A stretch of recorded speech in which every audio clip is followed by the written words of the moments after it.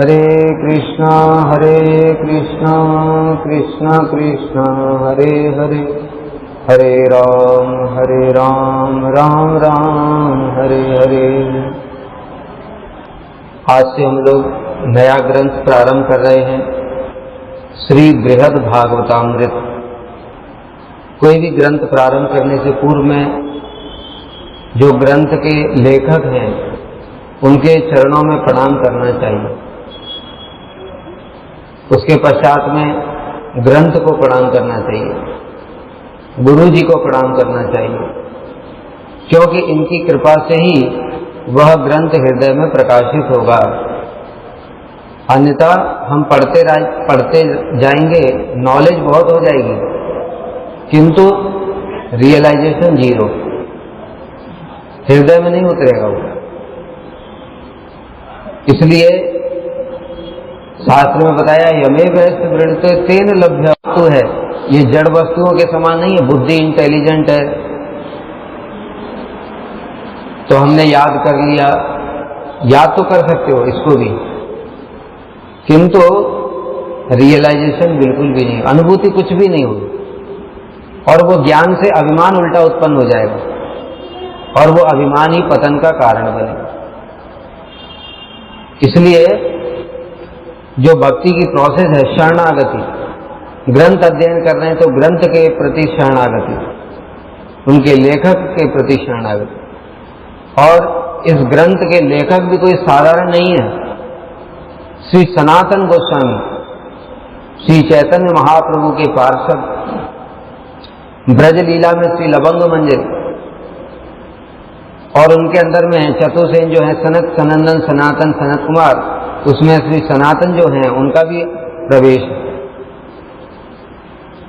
और महाप्रभु के अत्यंत प्रिय पार्षद, जिनके लिए स्वयं श्री चैतन्य महाप्रभु ने कहा था कि सनातन ये तुम्हारा देह तुम्हारा नहीं है, ये मेरा है, इससे मुझे बहुत सारे कार्य करवाने हैं और तुम इस देह को नष्ट करना चाहते हो, ये अधिकार तुमको किसने दिया? ऐसी है श्री सनातन गोस्वामी की महिमा। इसलिए ग्रंथ प्रारंभ करने से पहले हम लोग श्री सनातन गोस्वामी की महिमा श्रवण करेंगे। क्या अद्भुत चरित्र है, महाप्रभु को कितने प्रिय हैं। श्री सनातन गोस्वामी का आविर्भाव 1488 ईस्वी में हुआ था। इनके पिता का नाम श्री कुमार देव था। इनके पूर्वज दक्षिण भारत के कर्नाटक में रहते थे, किंतु किसी कारण से बाद में आकर बंगाल में बस गए। भारद्वाज गोत्रीय यजुर्वेदी ब्राह्मण कुल में इनका आविर्भाव हुआ। पूर्व बंगाल में बाकला चंद्रदीप, पता है कि नहीं?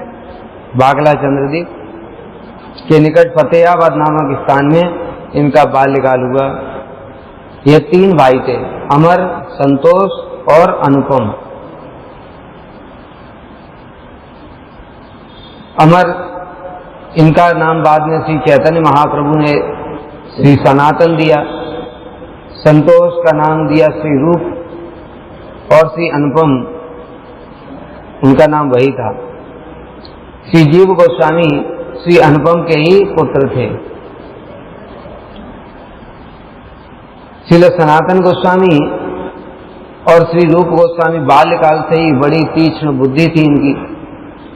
एक बार कथा सुनते हैं कि राजा हुसैन साहब, उसने एक महल का निर्माण करवाया था।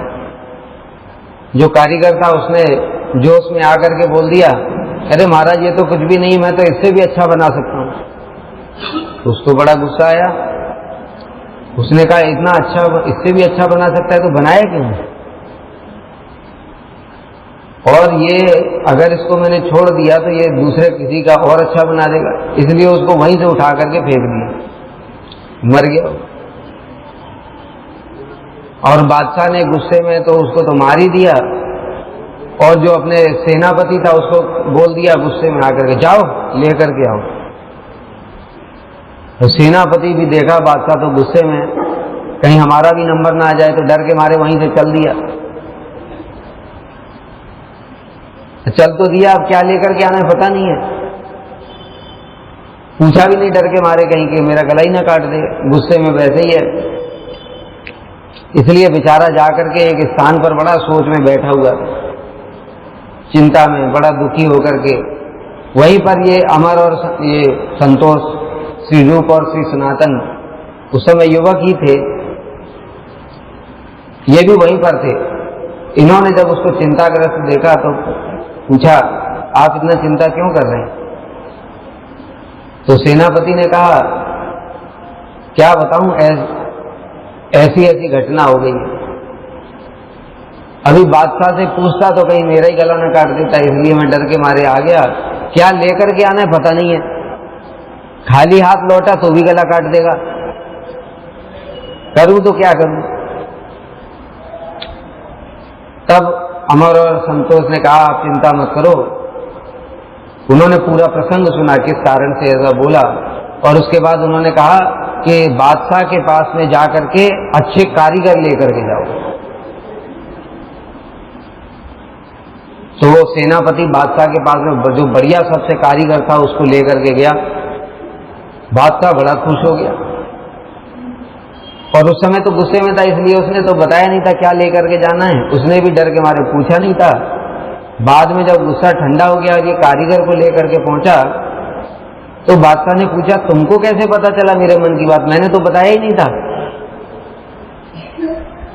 तब सेनापति ने पूरी बात बताई कि महाराज मुझको कुछ नहीं पता था, वो तो मार्ग में दो बच्चे मिल गए युवक, और मैंने उनको पूरी बात बताई तो उन्होंने वो समझ गए आपके मन की बात। बादशाह बड़ा प्रभावित हुआ, बिना मिले मन की बात जान ली, वो साधारण नहीं है। उनके पास हमको लेकर के चल। हुसैन साहब स्वयं मिलने के लिए अमर और संतोष के पास आया, और उसने एक को प्रधानमंत्री और एक को वित्त मंत्री, श्री सनातन गोस्वामी को प्रधानमंत्री बनाया और श्री रूप गोस्वामी को वित्त मंत्री बनाया। इस प्रकार से श्री रूप और श्री सनातन बादशाह के यहां पर नौकरी करने लगे। जब श्री चैतन्य महाप्रभु वृंदावन की ओर जा रहे थे, वृंदावन की ओर जाते जाते कनाई नाट्यशाला से लौट आए और रामकेली ग्राम आ गए। रामकेली ग्राम जब आए तो श्री रूप और श्री सनातन उनके दर्शनों के लिए गए। महाप्रभु ने उनके ऊपर बड़ी कृपा की और फिर उनको कहा कि राजकाज का कार्य छोड़ करके तुम लोग सीधे वृंदावन चले जाओ। तब श्री रूप गोस्वामी ने तो त्याग पत्र दे दिया और राजा ने मान भी लिया, कहा भाई मैं वृंदावन जाना चाहता हूं। लेकिन जब सनातन गोस्वामी ने कहा, क्योंकि सनातन गोस्वामी को ये छोटा भाई मानता था, बिल्कुल सारी डिपेंडेंसी थी सनातन गोस्वामी के ऊपर, यही छोड़ के चले जाएंगे तो राजकाज कौन संभालेगा। राजा बोलता भी है। सनातन गोस्वामी ने जब कहा कि महाराज मुझे छुट्टी दे दो, तो हुसैन साहब ने कहा नहीं है, ये संभव नहीं है। अरे तुम्हारे भरोसे छोड़ करके तो मैं राज्य को युद्ध करने के लिए जाता हूं, ये राज्य को संभालेगा कौन। सनातन गोस्वामी तो फिर भी माने नहीं और घर में ही बैठ करके भागवत पढ़ने लगे। अस्वस्थ बोल दिया कि मैं अस्वस्थ हूं। राजा ने सेवक भिजवाए, वैद्य को भिजवाया। अंत में राजा को पता चला ये अस्वस्थ नहीं है, तो राजा ने बड़ा समझाया कि भाई कुछ दिन की छुट्टी ले लो, जो करना है करो, लेकिन छोड़ो मत। तब भी सनातन गोस्वामी जब नहीं माने तो उसने उठा करके कारागार में डाल दिया।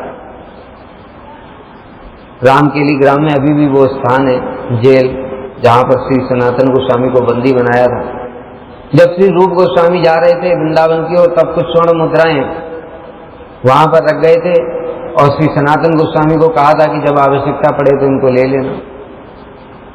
जब उनको बंदी बना लिया तो श्री सनातन गोस्वामी ने वो जो जेलर था उसको बुलाया। राजा तो उनको बंदी बना करके युद्ध करने चला गया, किंतु श्री सनातन गोस्वामी ने जेलर से कहा, भाई वो जेलर की नौकरी लगवाई थी सनातन गोस्वामी, तो कहा कि भाई तुम्हारे ऊपर मेरा उपकार है, तुम मुझे छोड़ दो। जेलर कहने लगा, राजा मेरा गला कटवा देगा, कैसे छोड़ दो। तो श्री सनातन गोस्वामी ने समझ लिया कि कुछ तो इसके मन में लोभ है, इसलिए उन्होंने कहा देखो मैं तुम्हें 5000 स्वर्ण मुद्रा दूंगा। तो कुछ उसका मन बदला, ये कहा कहीं राजा मेरा गला कटवा दिया तो सनातन गोस्वामी ने और मुद्राएं बढ़ा दी, तो उसको पूरा लालच आ गया। और श्री सनातन गोस्वामी ने कहा तुम बिल्कुल चिंता मत करो, कह देना शौच इत्यादि के लिए गया था, वहीं से गंगा में छलांग मार दी, उसके बाद पता ही नहीं चला कहां। और मैं भी यहां नहीं रहूंगा, मैं भी वहां चला जाऊंगा, मक्का चला जाऊंगा। इस प्रकार से जो वो जेलर था वो राजी हो गया और उसने सनातन गोस्वामी को छोड़ दिया और वो भी गंगा पार करके सीधे वृंदावन की ओर चल दिया। साथ में उनके ईशान थे, उनके सेवक। एक स्थान पर पहुंचे, वहां पर जंगल था, पर्वत था, पार करना बड़ा मुश्किल, इसीलिए आसपास पूछा, एक व्यक्ति को पकड़ा कि भाई हमको पार करा दो। उसने कहा ठीक है। जब रात को सनातन गोस्वामी सोने के लिए हुए, तब उस समय उनके मन में आया ये लोग बड़ी खातिरदारी कर रहे हैं, उनका खाने पीने की सबकी बड़ी व्यवस्था करी। तो उन्होंने अपने सेवक ईशान से पूछा, ईशान तुम्हारे पास कुछ है तो नहीं? तो ईशान ने कहा प्रभु है, मेरे पास 7 स्वर्ण मुद्राएं। तो श्री सनातन गोस्वामी ने कहा अरे तू काल को तो साथ में लेकर के चल रहा है। वो 7 स्वर्ण मुद्रा लेकर के गए और उसको जाकर के दे दिया कि भाई ये लो तुम 7 स्वर्ण मुद्राएं हमारे पास में और हमको पार करा दो। तो वो जो डाकुओं का सरदार था वो बड़ा प्रसन्न हुआ सनातन गोस्वामी की ईमानदारी और कहने लगा देखो आज हम रात में तुम लोगों को मारने वाले थे, दोनों को, लेकिन तुमने अच्छा किया, सत्य बोल दिया। अब ये स्वर्ण मुद्रा तुम लोग रखो, चिंता मत करो, हम तुमको ऐसे ही पार करा देंगे। तो श्री सनातन गोस्वामी ने कहा भाई तुमसे तो बच गए, आगे भी तो मार्ग में कोई मिल जाएगा तो वो तो मार देगा, तो इसलिए हम इस काल को अपने साथ में नहीं रखना चाहते, ये आप ही रख लो, हमको इसकी जरूरत नहीं। तो डाकुओं का सरदार तो बड़ा प्रसन्न हुआ, उसने कहा देखो हमारे पास में एक ज्योतिषी है, उस ज्योतिषी ने गणना करके पहले ही देख लिया था कि तुम्हारा जो सेवक है उसके पास में 8 स्वर्ण मुद्रा हैं, उसने 7 ही दी थी। सनातन गोस्वामी वापस आए ईशान के पास और कहा ईशान तुम्हारा अभी वृंदावन जाने का अधिकार नहीं हुआ, तुमको स्वर्ण मुद्रा पर विश्वास है, कृष्ण पर नहीं है, इसलिए वृंदावन जाने का अधिकार क्या है? शरणागति रक्षिष्यति इति विश्वासो गोप्तृत्व वर्णन तथा, कृष्ण ही रक्षा करेंगे, कृष्ण ही पालन करेंगे। अरे स्वर्ण मुद्रा रक्षा कर सकती है क्या? जड़ वस्तु भी किसी को पालन कर सकती है? ये टेबल को पालन हम कर रहे हैं कि ये हमको टेबल पालन कर रही है? ये बताओ। ये मोबाइल को पालन हम कर रहे हैं कि ये हमको पालन कर रहा है? ये जड़ वस्तु है, ये हमारा क्या पालन करेंगी? लेकिन हमारा दुर्भाग्य कैसा है, हमको बैंक बैलेंस पे विश्वास है, ठाकुर जी का पैसा लूट लूट करके बैंकों में डाल रहे हैं, कोई प्रॉपर्टी खरीद रहा है, कोई क्या क्या कर रहे हैं। वो प्रॉपर्टी तुमको पालेगी, कृष्ण नहीं पाल सकते। कैसा दुर्भाग्य है ये, कैसा दुर्भाग्य है सोचो। और हम कहते हैं हम साधु हो गए, हमने सब छोड़ दिया। अरे क्या छोड़ा? एक बार श्री रामानुजाचार्य के शिष्य थे बहुत सारे, उनका एक शिष्य और था, धनुर्धर नाम था उसका। रामानुजाचार्य जी जब जाते थे कावेरी नदी में स्नान करने के लिए तो अपने शिष्यों के कंधे पर हाथ रख करके जाते थे। जब लौटते थे तो धनुर्धर के कंधे पर हाथ रख के लौटते, तो शिष्यों को उससे बड़ा द्वेष होता था। ये गृहस्थ है, हम त्यागी हैं, गुरुजी हमको सेवा नहीं देते, इसको देते हैं। रामानुजाचार्य जी तो साधारण नहीं है, मन की बात समझ गए। उन्होंने एक दिन कहा देखो तुम लोग धनुर्धर के यहाँ चोरी करना, ध्यान से सुनना सब लोग, बहुत बड़ी शिक्षा है। धनुर्धर के यहाँ चोरी करना, मैं उसको कथा सुनाऊंगा और तुम लोग जाके उसके घर से जो कुछ माल है सब चुरा लेना। रामानुजाचार्य जी उसको कथा सुनाने लगे। शिष्यों को भेज दिया उसके घर में। उसकी पत्नी सो रही थी, सोने के कंगन थे हाथों में, सारा सामान चुरा लिया, एक हाथ का कंगन भी चुरा लिया। अब एक हाथ तो ऐसे नीचे दबा हुआ था, वो कैसे चुराएं? थोड़ा सा हाथ लगाया। अब वो जो पत्नी थी धनुर्धर की, वो सोचने लगी ये गुरु भाई आए हैं चोरी करने के लिए। ऐसा लगता है गुरु जी को धन की आवश्यकता होगी, लेकिन संकोच के कारण बोलते नहीं। इसलिए उसने हाथ को ऐसे किया कि कंगन ले लें। वो डर के मारे भागेगी, तो जग गई। वो भाग गए सारे वहां से, भाग करके आ गए।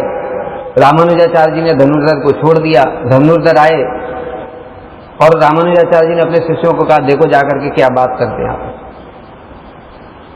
धनुर्धर आकर के पत्नी ने सारी बात बताई कि आज गुरु भाई लोग आए थे, सारा सामान ले गए, कुछ गुरु जी को आवश्यकता रही होगी धन की। उसकी नजर गई कंगन पे, हाथ में। तो कहते ये क्यों नहीं दिया तूने? गुरु जी को धन की आवश्यकता थी, ये बचाया क्यों तूने? वो उल्टा डांटने लगे। तो पत्नी कहती है मैं क्या करूं, मैं तो देने के लिए ही हाथ ऐसे किया था, वो डर गए और चले गए, मैं क्या करूं? तो धनुर्धर पश्चाताप करने लगा कि देखो गुरु जी की सेवा का एक मौका मिला था, वो भी हाथ से चला गया। शिष्यों ने आकर के पूरी बात बता दी, गुरु जी को ऐसी ऐसी बातें कर रहे। गुरु जी बड़े प्रसन्न हुए। शिष्यों को कहा देखा। फिर एक दिन गुरु जी ने क्या किया, सारे शिष्यों ने नहा धो करके कपड़े टांग रखे थे, अपने गलवस्त्र, कुर्ता, पजामा, धोती, कॉपीन सब टांग रखे थे। गुरु जी ने क्या उलट पुलट कर दिए सारे, जा करके इधर उधर कर दिए सब। अब एक ने उतारा और पहन लिया, दूसरा कह रहा मेरा कहाँ गया। आपस में झगड़ा शुरू हो गया। गुरु जी के पास पहुंचे, गुरु जी इसने मेरा ये कपड़ा ले लिया, वो कह रहा ये ले लिया, वो ले लिया। गुरु जी कहने लगे तुम्हारा कपड़ा? तुम्हारा कौन सा कपड़ा है? अरे वो कपड़ा तो मेरा था, मैंने तुमको दिया था। तुम मेरी दी हुई वस्तु के लिए झगड़ा कर रहे हो। और उसको देखा धनुर्धर को, वो सोने का कंगन मैंने नहीं दिया था उसको, उसने खुद कमाया, मेहनत से कमाया, और उसने सारा हमको अर्पण कर दिया, और हमने तुमको जो दिया तुम लोग उसके लिए भी झगड़ा करते। शरणागति समझ में आया। इस तब रामानुजाचार्य जी ने कहा इसलिए मैं उसके सेवा का मौका देता हूं। तो गुरु सब जानते हैं, गृहस्थ और त्यागी का कोई विचार नहीं है भक्ति में। जो शरणागत है जय भजे सही बढ़ो। इसलिए श्री सनातन गोस्वामी ने ईशान को कहा, ईशान तुम्हारा अभी वृंदावन जाने का अधिकार नहीं हुआ। और हम लोग भी ऐसे अनधिकार अवस्था में आ गए, इसलिए तो उत्पात होते हैं। अगर ऐसा अधिकार होता कृष्ण के ऊपर शरणागति, तो फिर चिंता ही क्या बात की। न घर की चिंता, न खाने की चिंता, न कपड़े की चिंता, न किसी चीज की चिंता। एक ही चिंता रहती सब समय, कृष्ण की चिंता कैसे रहे। कृष्ण का चिंतन क्यों नहीं होता है? कृष्ण का चिंतन नहीं होता है तो फिर झगड़ा होगा ही होगा। इसलिए पुनः पुनः कहते हैं कृष्ण का चिंतन करने के लिए सोचो, बाकी चीजों की चिंता करने से तो माया ही है वो। तो इस प्रकार से उनको वापस भेज दिया। सनातन गोस्वामी आगे खुद ही चले गए, काशी में आए। वहां पर श्री चैतन्य महाप्रभु वृंदावन से दर्शन करके लौट रहे।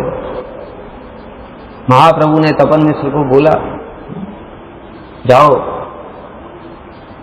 बाहर एक साधु आए वैष्णव। बाहर जाकर उन्होंने देखा वैष्णव काशी में किसके यहाँ रुके थे महाप्रभु।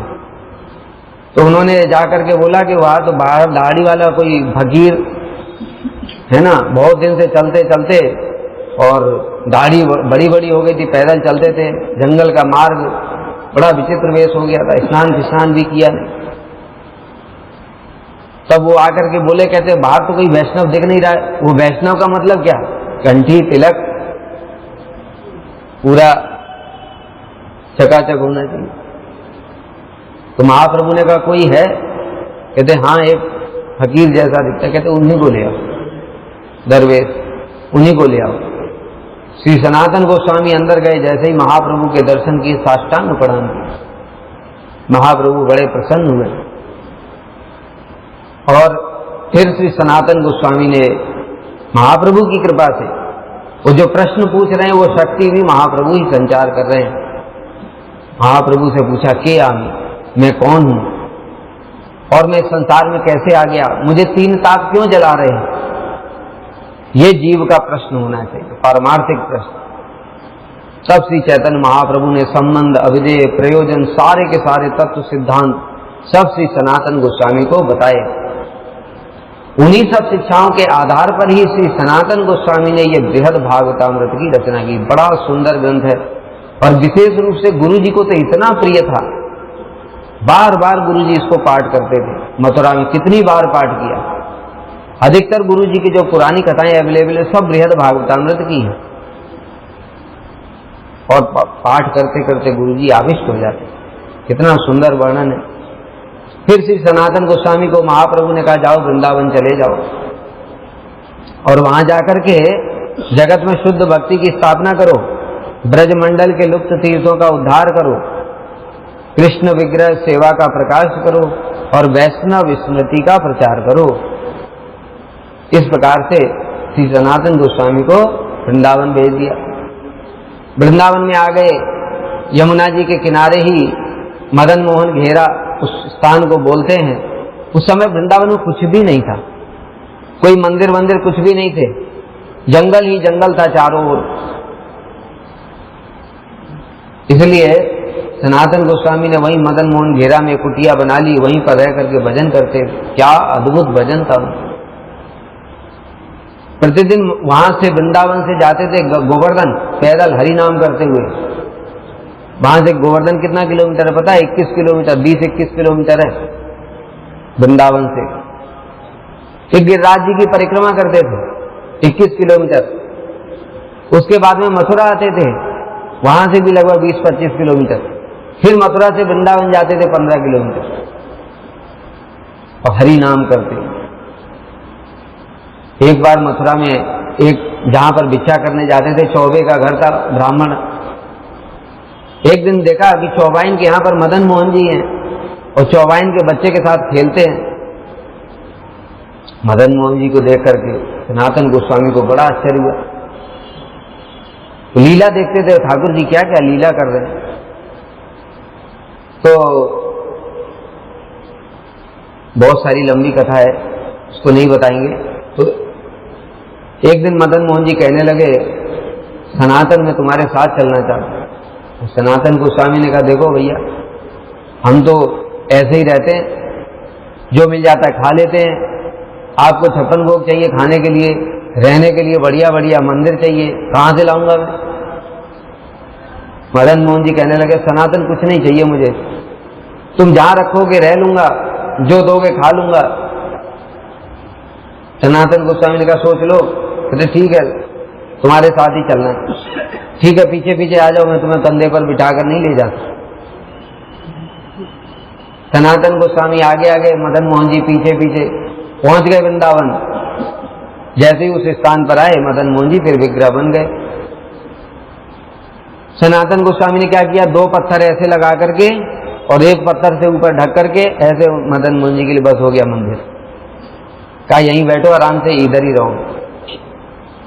और खाने के लिए क्या, सनातन गोस्वामी भिक्षा करके लाते थे, आटा मिलता था। वो आटे को थोड़ा सा पानी में भिगो करके और आग में सेक करके गोल गोल ऐसे लिट्टी जैसा, और वही खा लेते थे। वो ठाकुर जी को दिया, ठाकुर जी ने खाया, 1-2 दिन तो खा लिया।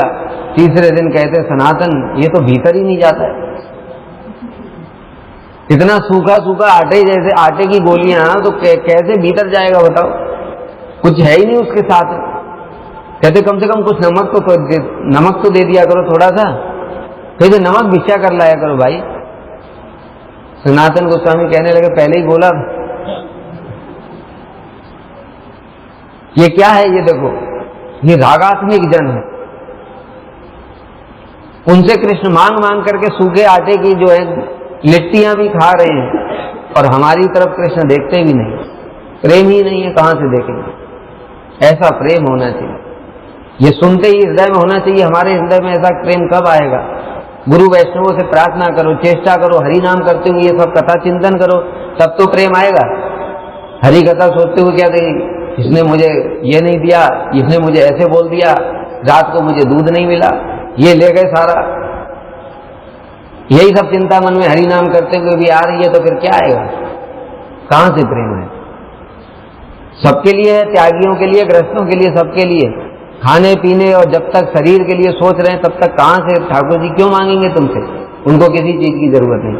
लेकिन सनातन गोस्वामी से सूखे सूखे आटे के लिट्टियां भी मांग रहे हैं। सनातन गोस्वामी ने कहा देखो भाई, एक काम करो, अगर ये नमक चाहिए तो मैं भिक्षा नहीं कर सकता, खुद ही अपनी व्यवस्था खुद कर लो। मदन मोहन जी ने कहा ठीक है भाई, तुमने तो बुलाया नहीं था, हम तो अपनी इच्छा से आए, इसलिए हमको व्यवस्था खुद ही करनी पड़ेगी। मदन मोहन जी ने क्या किया, एक सेठ जा रहा था, नाव में बहुत सारे हीरे जवाहरात भर करके व्यापार करने के लिए जा रहा था।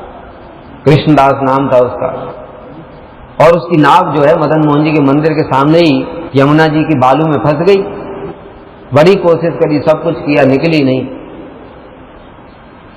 तब मदन मोहन जी स्वयं बालक बन करके आए उसके पास में और कहते हैं सुनो, यहां एक बाबा रहते हैं सनातन गोस्वामी नाम, उनके पास जाओ, वो कृपा करेंगे, नाव निकल जाएगी। ठाकुर जी को खुद व्यवस्था करनी है ना अपनी, इसलिए खुद ही आ गए। वो सेठ आया, सनातन गोस्वामी को प्रणाम किया, कहता है कृपा करके आप हमारी नाव निकाल दो। तो उन्होंने कहा ठीक है, मदन मोहन जी से प्रार्थना करो, और अगर तुम्हारी नाव निकल जाए तो जो तुमको व्यापार में मुनाफा होगा उससे इनके लिए मंदिर बनवा देना। सेठ जी ने कहा ठीक है, ये तो बहुत अच्छी बात है। मदन मोहन जी से प्रार्थना करी, जैसे ही नाव निकल गई। मदन मोहन जी ने बताया ना खुद व्यवस्था करनी पड़ेगी, तो किया उन्होंने अपने लिए। अब बैठ गए, नाव निकल गई, सेठ जी गए, व्यापार करके आए, खूब पैसा कमाया, और वो पैसे से फिर मदन मोहन जी का मंदिर बनवाया और ठाकुर जी के भोग के लिए व्यवस्था की। ऐसे करके सनातन गोस्वामी की मदन मोहन जी के साथ बड़ी बड़ी लीलाएं। उसके बाद में श्री सनातन गोस्वामी जब गोवर्धन की, गिरिराज जी की परिक्रमा करते थे, एक समय काफी वृद्ध हो गए, तो परिक्रमा करते करते गर्मी का समय था, तो मूर्छित होकर के गिर पड़े। उसी समय उन्होंने जब मूर्छा टूटी तो देखा कि कृष्ण हैं और बलदेव प्रभु हैं, और कृष्ण अपने पीताम्बर से उनको हवा कर रहे हैं। सनातन गोस्वामी को तो बड़ा दुख, ठाकुर जी सेवा कर रहे हैं हमारी, हम तो सेवा करने के लिए आए। तो फिर कृष्ण ने कहा देखो सनातन, तुम रोज रोज परिक्रमा क्यों करते हो? तुम तो सिद्ध हो, तुम्हें ये सब करने की जरूरत नहीं है, ये तो साधकों के लिए होता है। तो सनातन गोस्वामी कहने लगे प्रभु मन नहीं मानता मेरा। तो उन्होंने कहा ठीक है, मन नहीं मानता तो ये लो, गिरिराज जी की शिला एक लिया, उसके ऊपर भगवान ने अपने चरण रख दिए, उस चरण चिन्ह बन गया। उस पर 4 चिन्ह, ठाकुर जी का चरण चिन्ह, गोखुर का चिन्ह, बंसी का चिन्ह, और जो भगवान लकुटी ले जाते हैं ना, लकुटी लाठी, उसका 4 चिन्ह है उस शिला के ऊपर। और सनातन गोस्वामी को देकर के कहा सनातन इसकी 4 परिक्रमा लगा लेना, इससे तुमको गिरिराज जी की परिक्रमा का फल मिल जाएगा। उसी सनातन गोस्वामी उसको लेकर के आ गए और उसी की गिरिराज जी की शिला की 4 परिक्रमा फिर लगा दी। शिव जी के साथ में बड़ा घनिष्ठ संबंध था सनातन गोस्वामी। गोवर्धन में रहते थे, चक्रेश्वर महादेव के पास में भजन करते थे, वहां बड़े मच्छर थे। सनातन गोस्वामी ने कहा यहाँ बड़े मच्छर हैं, भजन नहीं करने देते, तो फिर यहां से कल चला जाऊंगा। बस शिव जी को जैसे ही पता चला अरे सनातन तू जाने के लिए, शिव जी प्रकट हो गए, कहते सनातन तुम यहां से क्यों जाओगे? कहते प्रभु ये मच्छर है, भजन नहीं करने देते। कहते कल से यहाँ कोई मच्छर दिखाई नहीं दे। सनातन गोस्वामी के लिए मच्छर भगा दिए शिव जी ने। वृंदावन में रहते थे सनातन गोस्वामी। एक ब्राह्मण था, काशी में शिव जी का उपासना करता था। उसकी बेटी के विवाह के लिए शिव जी का उपासना की उसने। शिव जी प्रसन्न हुए, कहा बताओ क्या चाहिए? ब्राह्मण ने कहा कि देखो मेरे को बेटी की शादी करनी है, इसलिए आप कृपा करके मुझे थोड़ा धन दे दो। शिव जी ने कहा देखो ब्राह्मण, अगर तुमको धन चाहिए तो यहां से वृंदावन चले जाओ, वहां पर एक बाबा रहते सनातन गोस्वामी, वो तुमको धन प्रदान कर। वो तो बड़ा खुश हो गया, पूछते पूछते आया सनातन गोस्वामी के पास में, उनको प्रणाम किया और बताया, प्रभु मुझे अपनी बेटी का विवाह करना है, मुझे थोड़ा धन चाहिए। सनातन गोस्वामी सोचने लगे धन कहां से लाएंगे धन। तब फिर उसने बताया, देखो मुझे शिवजी ने भेजा है, मैं काशी से आया हूं। सनातन गोस्वामी सोचने लगे शिवजी ने भेजा है तो जरूर कुछ बात होगी। फिर उनको याद आया, अरे कुछ दिन पहले ही तो एक मणि मिली थी, पारस मणि, उसको उन्होंने उधर कूड़े में फेंक रखा। वो ब्राह्मण को कहा, जाओ उधर देखो कोने में जाकर के एक मणि है, उसको स्पर्श करने से लोहा सोना बन जाता है, जितनी आवश्यकता वो धन ले लेना। पारस मणि को लेकर के ब्राह्मण जाने लगा। मार्ग में विचार किया, अरे कैसा साधु है ये, पारस मणि जैसी चीज को तो कूड़े में फेंक रखा है। इसका मतलब इसके पास इससे भी बड़ा धन है। ब्राह्मण चतुर था, इसलिए वापस आ गया। वापस आके कहता है, फिर प्रणाम किया, कहता प्रभु एक बात कहना चाहता हूं। सनातन गोस्वामी ने कहा, बोलो। कहते आपने इसको तो कूड़े में फेंक रखा है, इसका मतलब है आपको आपके पास में इससे भी बड़ा धन है। श्री सनातन गोस्वामी ने कहा, अच्छा चाहिए? कहते हाँ वही चाहिए। तो ठीक है, जाओ यमुना जी में जाओ, इसको फेंक दो, स्नान करके आ जाओ। वो ब्राह्मण गया, यमुना जी में स्नान किया, आ गया सनातन गोस्वामी के पास और उन्होंने उसके कान में श्री हरि नाम महामंत्र दिया। नाम चिंतामणि कृष्ण चैतन्य रस विग्रह पूर्ण शुद्धो नित्य मुक्तो अभिन्नत्वात् नाम नामी। वो पारसमणि तो क्या है, लोहे को छुएगा तो सोना बनेगा, लेकिन नाम चिंतामणि है। नाम से, नामी से भी बढ़कर के नाम है। पूर्ण शुद्धो नित्य मुक्तो चैतन्य चिन्मय है हरि नाम। स्वयं कृष्ण ही हरि नाम के रूप में जगत में, यानी कि उन्होंने सबसे बड़ी संपत्ति क्या दे दी, कृष्ण को ही तो दे दिया। जो बड़ी समझने वाली बात है हमारी। हम लोग हरि नाम करते हैं, इधर देख रहे हैं उधर देख रहे हैं, मन कहां कहां है, सो गए। अगर हमारे मन में ये बात आ जाइए स्वयं कृष्ण है, तो कभी नींद आएगी क्या? कृष्ण हमारे सामने खड़े हैं, इधर उधर देखेंगे, बात करेंगे किसी से, नींद आएगी? विश्वास ही नहीं है। गुरु जी के वचनों में भी विश्वास नहीं है कि ये हरि नाम स्वयं कृष्ण है। शास्त्र में भी विश्वास नहीं है। इसलिए जैसे तैसे बिठा दिया गया तो भाई करना ही है माला, जैसे तैसे खींच रहे, खींचते खींचते सो भी गए। कभी इधर देखने लगे, कभी उधर देखने, कभी बाहर घूम रहे हैं, कुछ सड़क के देख रहे हैं, क्या है। इसलिए देखो नाम क्या है। अजामिल की इतनी बड़ी कथा आती है, नाम की महिमा को धीरे धीरे समझो। नाम को निष्ठा पूर्वक, कम से कम निष्ठा तो बहुत ऊपर की बात है, कम से कम श्रद्धा पूर्वक तो करो। अरे जो नाम है वही साक्षात ठाकुर जी विराजमान है, वही ठाकुर जी ही नाम है, वही कृष्ण है। इस नाम से ही हमारा नाम साधन भी है, साध्य भी है। गौड़ी मठ के उपास्य श्री हरिनाम संकीर्तन है, श्रील प्रभुपाद ने बोला है। तो नाम के प्रति कैसी श्रद्धा होनी चाहिए। उस समय जब नाम कर रहे हैं तो कुछ भी इधर उधर का ना करके बिल्कुल ध्यान पूर्वक, ध्यान लगा के आंखें बंद करके हरि नाम को सुनते हुए नाम करना है। इस प्रकार से श्री सनातन गोस्वामी ने ब्राह्मण के ऊपर कृपा कर दी। एक समय श्री सनातन गोस्वामी प्रतिदिन नियम पूर्वक गोपेश्वर महादेव के दर्शन करने जाते थे। यमुना जी कहाँ है, गोपेश्वर महादेव कहाँ है? वो 1.5-2 किलोमीटर होगा वहां से। सनातन गोस्वामी काफी वृद्ध हो गए, वहां तो जाने में उनको बड़ा कष्ट होता था। एक दिन शिव जी प्रकट हो गए, प्रकट होकर के कहने लगे, सनातन तुम यहां तो क्यों आते हो, तुम यहां पर आने की आवश्यकता नहीं है। सनातन गोस्वामी कहने लगे, प्रभु मन नहीं मानता। हमारी निष्ठा जब हो जाएगी ना तो ऐसी लक्षण दिखाई देगा, मन मानेगा ही नहीं। सेवा किए बिना, हरि नाम किए बिना, कथा में आए बिना, हम कथा में निकलने के बहाने ढूंढते, पतली गली से किधर से निकलूं, किधर लोग देख नहीं रहे, मौका मिल जाए बस, किसी ने बस थोड़ा सा इशारा कर दिया ना, बस हाँ बस पहुंच गए और गायब। कीर्तन से भागने का, चैंटिंग क्लास से भागने का, प्लान ढूंढते रहते हैं। तो थोड़ा भी ममता होगी तो ऐसा भावना होगी। सनातन गोस्वामी वृद्ध हो गए, चल नहीं पाते, फिर भी कह रहे हैं प्रभु मन नहीं मानता। शिव जी ने कहा ठीक है, मैं तुम्हारे पास आ जाता हूं, तुम मेरे पास क्यों आते हो। कैसा सनातन गोस्वामी के प्रति शिव जी का प्रेम था। शिव जी स्वयं वहां पर बनखंडी महादेव में प्रकट हो गए और कहा तुम मेरे यहीं पर दर्शन कर लिया करो। तो इस प्रकार से श्री सनातन गोस्वामी की बहुत सारी महिमा है।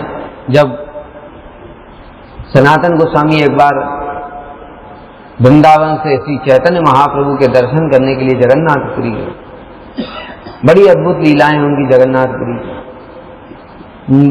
मार्ग में कभी जंगल में रहे, कभी कहीं रहे, खाया पिया कुछ नहीं, कहीं का पानी पिया, कभी कहीं का पानी पिया। इस प्रकार से उनको शरीर में रोग लग गया।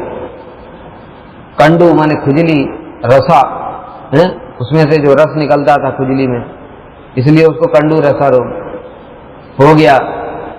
श्री चैतन्य महाप्रभु के पास में दर्शन के लिए तो गए नहीं, पूछते पूछते हरिदास ठाकुर की भजन कुटी में पहुंच गए। हरिदास ठाकुर श्री सनातन गोस्वामी को देख करके बड़े प्रसन्न हुए। सनातन गोस्वामी तो बहुत छोटे, हरिदास ठाकुर तो महाप्रभु से भी बहुत बड़े थे उम्र में। महाप्रभु से भी बड़े थे नित्यानंद प्रभु, नित्यानंद प्रभु से भी हरिदास ठाकुर बड़े थे। तो प्रणाम किया उन्होंने। हरिदास ठाकुर ने अपनी भजन कुटी में उनको रख लिया।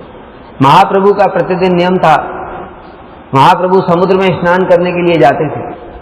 समुद्र में स्नान करने के पश्चात में जगन्नाथ जी के दर्शन करते थे।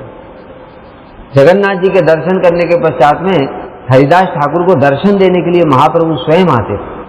क्या सौभाग्य है हरिदास ठाकुर, उनको कहां जगन्नाथ जी के दर्शन करने की जरूरत ही क्या है, स्वयं कृष्ण ही तो उनको दर्शन देने के लिए आ रहे। हरिदास ठाकुर के लिए प्रतिदिन महाप्रभु गोविंद प्रभु के हाथों अपना उच्छिष्ट प्रसाद भेजते थे। क्या सौभाग्य है हरिदास ठाकुर। क्यों, नाम की महिमा, ऐसे नाम के प्रति हमारी रुचि ही नहीं है। श्री सनातन गोस्वामी को महाप्रभु जब आए हरिदास ठाकुर को दर्शन देने के लिए, सनातन गोस्वामी ने दूर से प्रणाम किया। हरिदास ठाकुर जी ने प्रणाम किया जब महाप्रभु को, और उसके बाद कहा प्रभु सनातन आपको प्रणाम कर रहा है। महाप्रभु सनातन गोस्वामी को देखकर ही बड़े प्रसन्न हुए और दौड़ करके गए और सनातन गोस्वामी को आलिंगन करने लगे। और सनातन गोस्वामी तो पीछे हट रहे हैं। क्यों, उनके शरीर में तो रोग हो गया ना, पस निकल रहा है, वो पस महाप्रभु के शरीर में लग जाएगा। महाप्रभु का दिव्य शरीर, इसलिए सनातन गोस्वामी पीछे हटने लगे। महाप्रभु माने नहीं और जबरदस्ती आलिंगन कर लिया। सनातन गोस्वामी तो बड़े दुखी हो गए, कहते प्रभु आप मुझे स्पर्श मत करो, मैं बहुत अपनी दीनता प्रकाशित करने लगे, मैं बहुत नीच हूं, अपने कर्मों के कारण मुझे ये रोग हो गया, आप मुझे स्पर्श मत करो। तो महाप्रभु कहने लगे सनातन तुम्हारा शरीर तो दिव्य है, इसमें से मुझे 4 दिव्य सुगंधों की द्रव्यों की सुगंध आती है, कर्पूर, चंदन, अगरू, कस्तूरी, ये 4 दिव्य जो द्रव्य हैं जिनसे बड़ी सुगंध आती है, मुझे तो तुम्हारे इन शरीर से वैसी सुगंध आ रही है। लेकिन सनातन गोस्वामी कह रहे नहीं नहीं। तो महाप्रभु क्या कहना चाहते, वैष्णवों का शरीर अप्राकृत होता है, इसलिए उनमें रोग व्याधि इत्यादि देखने से ये नहीं सोचना चाहिए कर्म का फल भोग रहा है। कितने सारे उदाहरण हैं। जो कालिया था ना, कालिया नाग, ये पूर्व जन्म में एक राजा था, इसके एक बीमारी हो गई, तो किसी ने बताया वो साधु का चरणामृत पीने से तुम्हारा रोग दूर हो जाएगा। वो गया साधु के पास में, कहा प्रभु आप मुझे थोड़ा चरणामृत दे दो, मेरा रोग दूर हो जाएगा। उन्होंने, साधु ने अपना पैर निकाल दिया बाहर, वो पैर में तो पूरा कुष्ठ रोग हो गया था। उस राजा देखते ही तो उसका मुंह बन गया, कहता इसको चरणामृत कैसे पीऊंगा मैं। कहता नहीं नहीं प्रभु दाहिना चरण दो। तो साधु ने दूसरा चरण निकाल दिया, उसमें तो कुष्ठ रोग के साथ में पस भी निकल रहा था। अभी राजा क्या करेगा, चरणामृत तो लेना है, रोग दूर करना है। इसलिए उसने क्या किया, केवल अंगूठे को स्पर्श करके, अंगूठे के नख को स्पर्श करके, चरण ऐसे पानी डाल करके और बस पिया नहीं, और केवल माथे से ही लगा लिया। इसी कारण, क्योंकि पान नहीं किया था इसलिए वो सांप बना, उसके मुख में जहर,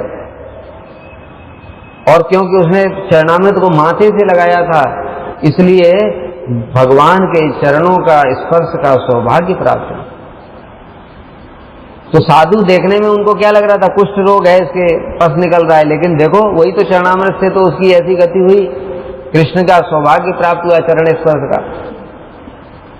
ठीक है, इसलिए साधुओं में अपराकृत शरीर में अपराकृत बुद्धि करनी चाहिए। जो भी शुद्ध भक्त है उनके रोग व्याधि इत्यादि कृष्ण की इच्छा से हैं, कुछ लीला होती है। एक बार हमारे गुरुजी अस्वस्थ हो गए, भक्त लोग बार बार उनको कहते थे आप टीवी में कुछ प्रोग्राम करो, इतने सारे जो इधर उधर के साधु हैं उल्टी सीधी कथा बोलते हैं, लोग सुन सुन करके मर रहे हैं, आप कथा बोलो जीवों का कल्याण होगा।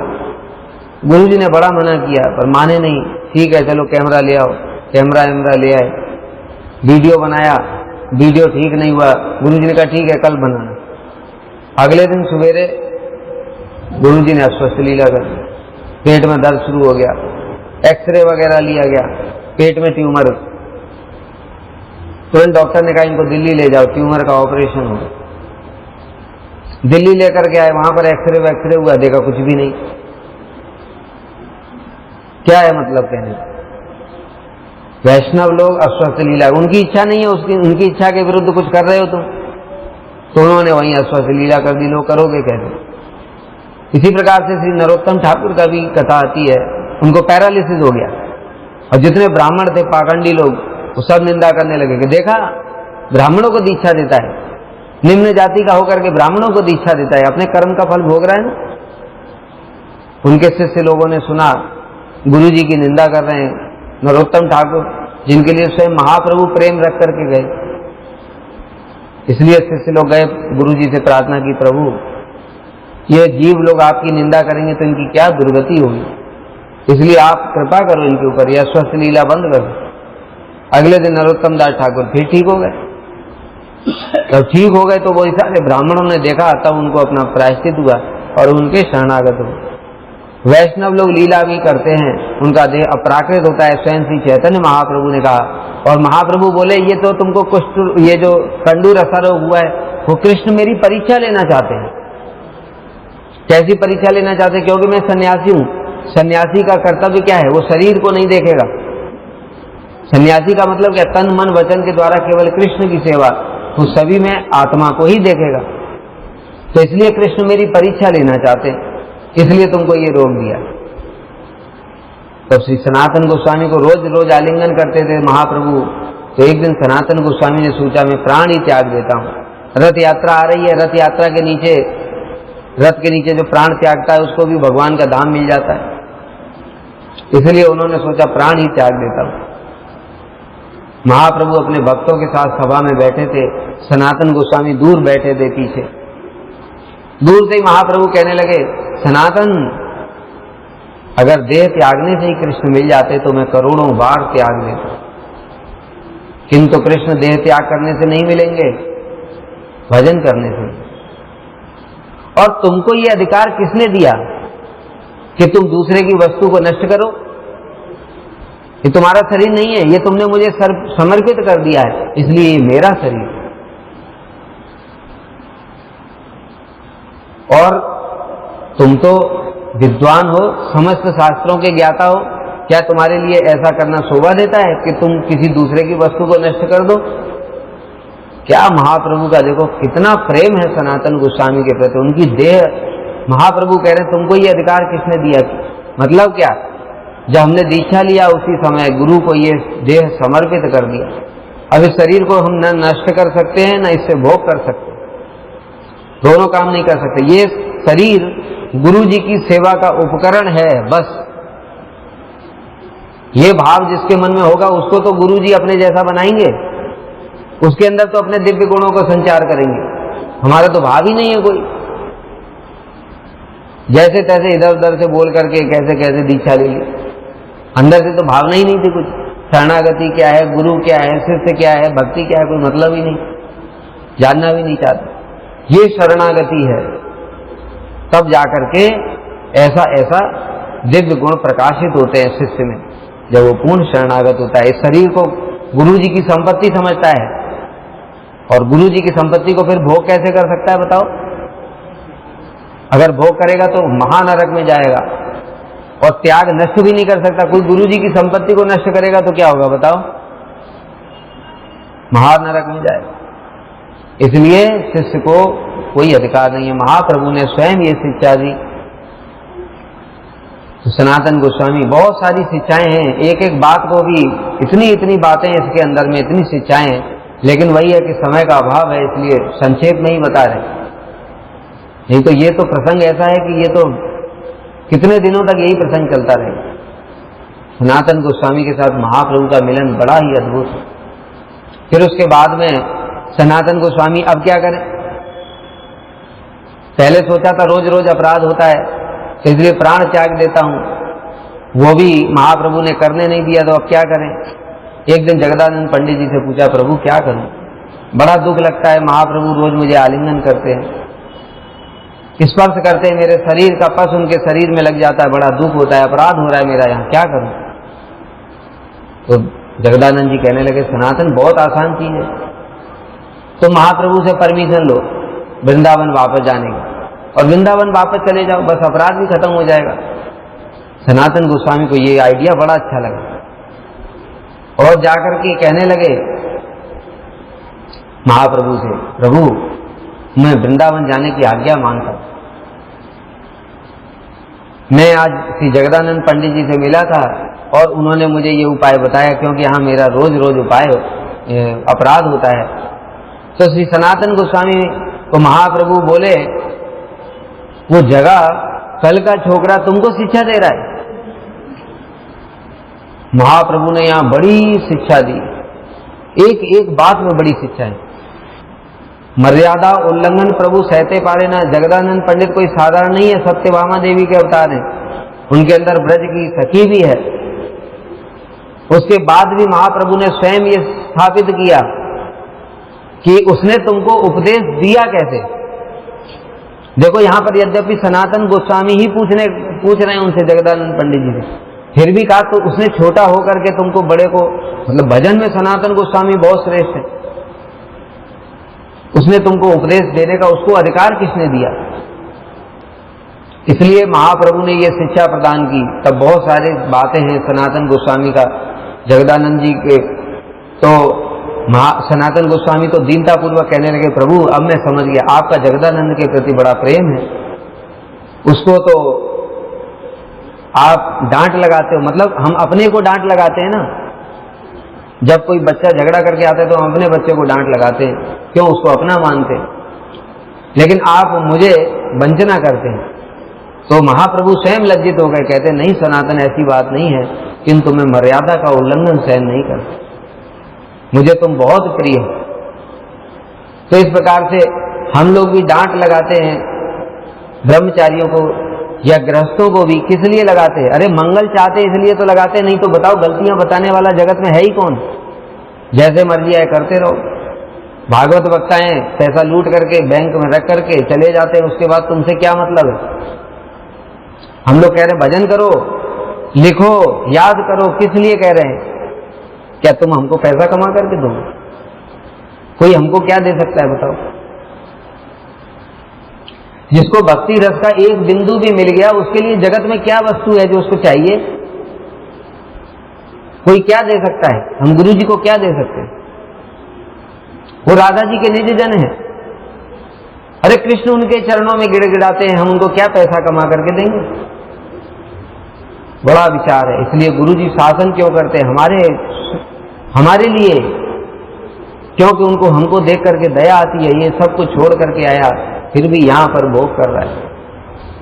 ये बद्ध जीव पड़ा हुआ है नरक में, इसको पता नहीं है कैसे मैं इसको स्वच्छ करके राधा जी के चरणों में अर्पित करूं। ये गुरु जी की भावना है।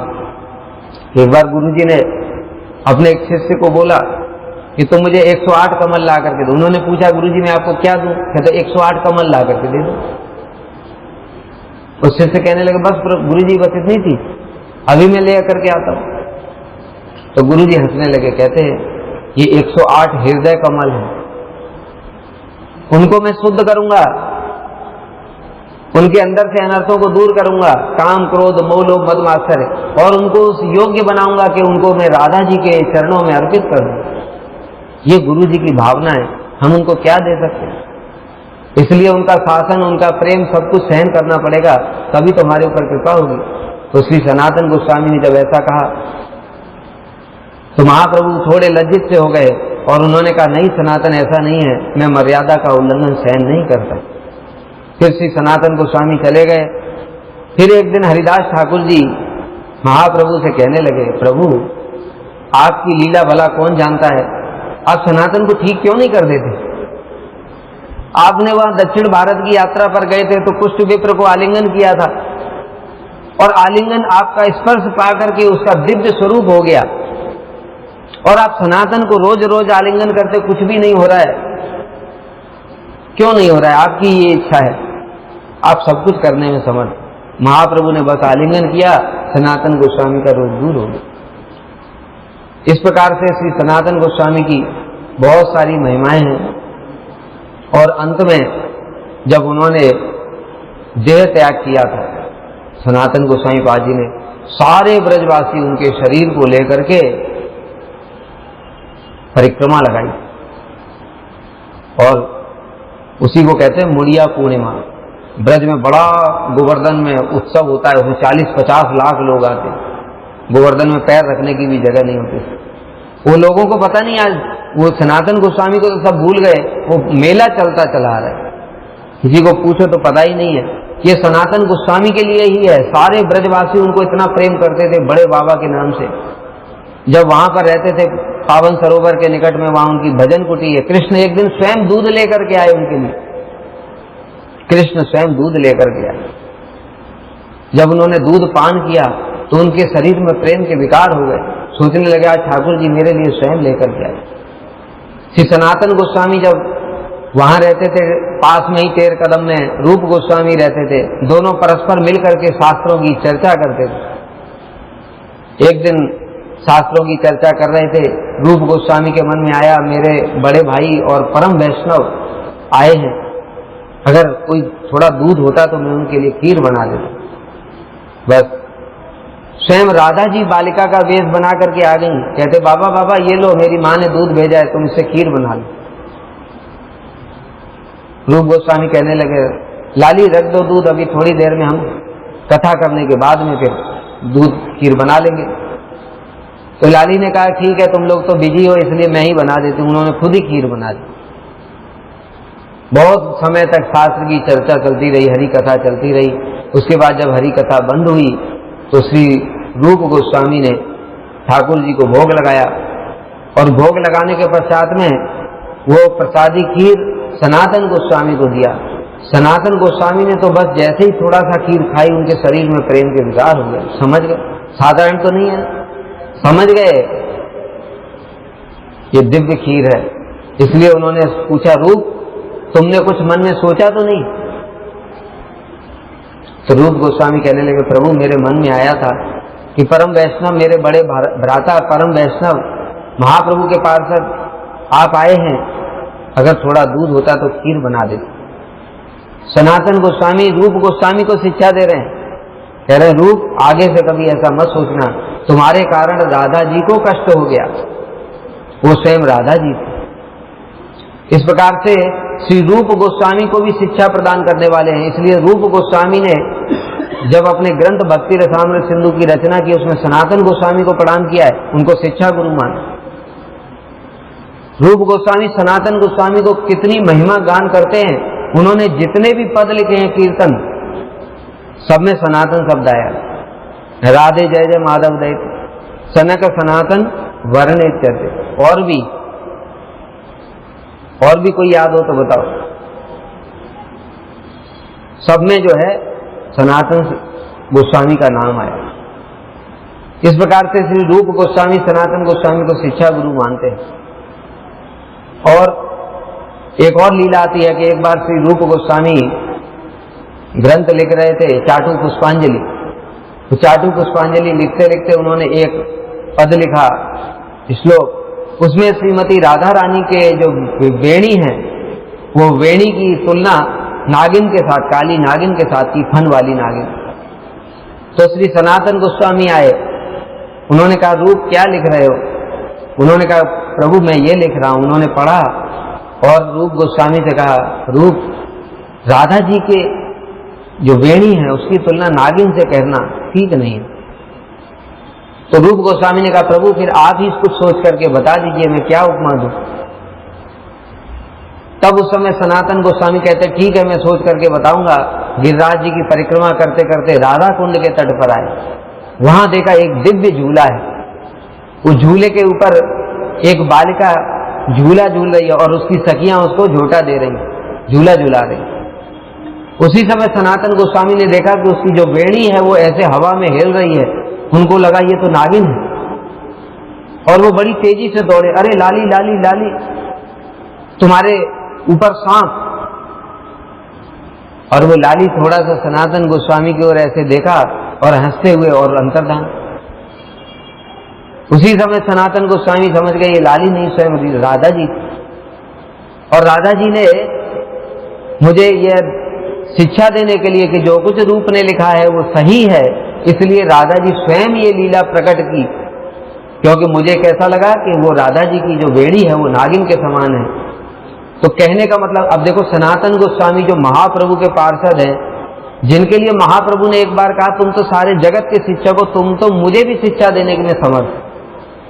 जब रामकेली ग्राम में आए थे ना महाप्रभु, तब सनातन गोस्वामी ने कहा था कि प्रभु ये वृंदावन जाने की परिपाटी नहीं है, आपके साथ लाखों लाखों लोग।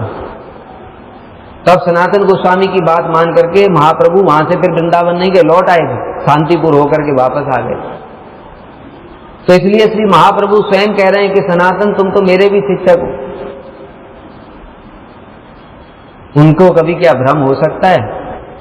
फिर ये लीला क्यों हुई?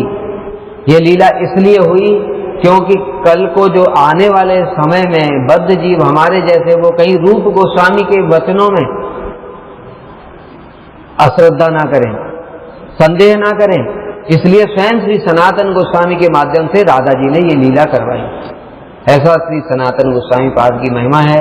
उन्होंने ये अद्भुत ग्रंथ लिखा है। अब हम लोग कल जो ग्रंथ में क्या वर्णन है, इसकी भूमिका, इसके विषय में, इसका विषय वस्तु क्या है, मंगलाचरण इत्यादि सब ये हम लोग श्रवण करेंगे। बोलो श्री सनातन गोस्वामी पाद की जय, श्री बृहद भागवतामृतम की जय, श्रील गुरुदेव की जय, सपार्षद सच्चिनंदन गौर हरि की जय, गौर प्रेमानंदे हरि हरि।